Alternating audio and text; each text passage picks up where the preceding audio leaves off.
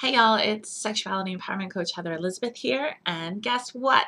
This is my 1-year anniversary of making videos for y'all on YouTube. So I wanted to take a quick moment to say thanks. It's been really fun spending this year with you. I've loved watching my subscriptions go, and I love all the feedback I get from everyone who sends it in. So feel free to keep asking questions and making comments. I love getting them, and I love being able to do Q&A for you. If you ever want to reach out to me, it's heather@AuthenticSexualYou.com. And now it's a little bit of a confession time for me. The only reason I know that I've been doing this for a year is because when I made my very first video, I was packing for winter fire, and it's that time of year again. And that's kind of the inspiration for this video. See, last week when I started thinking about how my weekend would play out and how this con would go, I started getting really anxious. And my feelings and my brain kind of ran away together with a lot of doubt and a lot of what if no one likes me, what if no one wants to play with me, what if someone does want to play with me and it all goes very badly, what if I fall in love with someone, what if I hate my entire experience. I was overthinking everything. And I've noticed that's something a lot of people do when it comes to, anything to do with relationships or sexuality. We really want to avoid hurt and pain, so we try to overthink so we can control the future. But there's two big problems with that. Number one, we're making decisions based on really poor data, right? Our choices always interact with other people and are influenced by other people's thoughts and feelings and lots of things we can't control, right? So by the time we get to the second or third choice gate, we're making assumptions and playing out scenarios in our head based on really poor information because we simply can't know how other people are going to react. And maybe even if we get that first choice gate right, the second, third, fourth, it's just more likely to be an improbable scenario, right? So you're making choices based on poor data. And then that impacts the number two problem, and that's where we get paralyzed with indecision, right? Because when you're making choices based on good data and a solid understanding of kind of what's at stake and what's going on around you, you can feel that you're making a good choice, right?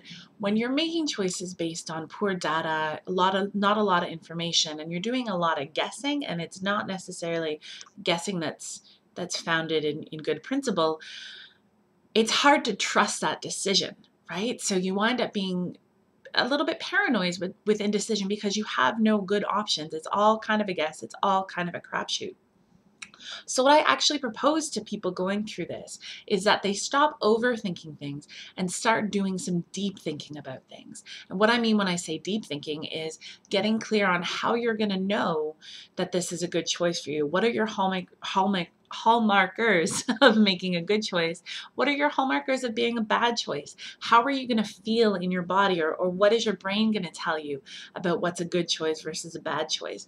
What's your motivation for making any of these choices? Are you acting from a place of scarcity? Are you acting from a place of fear? Is this you living your bravest life? Is it you living kind of a brave life, but also kind of not, and there's room for more bravery and more courage? How would you know if you wanted to make a change, right? How long would you play this out before you made a choice? What are you willing to compromise on? What are you not willing to compromise on? By knowing all of these things about any choice we make, by thinking really deeply about the potential choices we're making, we're giving ourselves that good information, that good data to make choices from.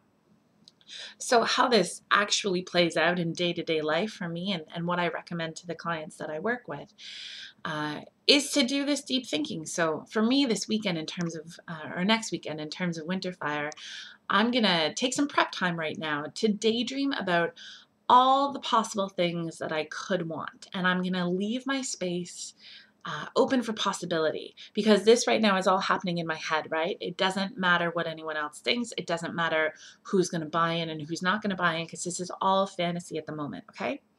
And then once I've got a good idea of all the things that I might possibly want, I'm going to clarify my intent for the weekend. I'm going to figure out what I want, what I don't want, what feels really important to me, what feels less important to me, what I'm willing to compromise on, and kind of get clear on what I'm looking for. Then, when I go into the weekend, I'm going to make sure to stay present.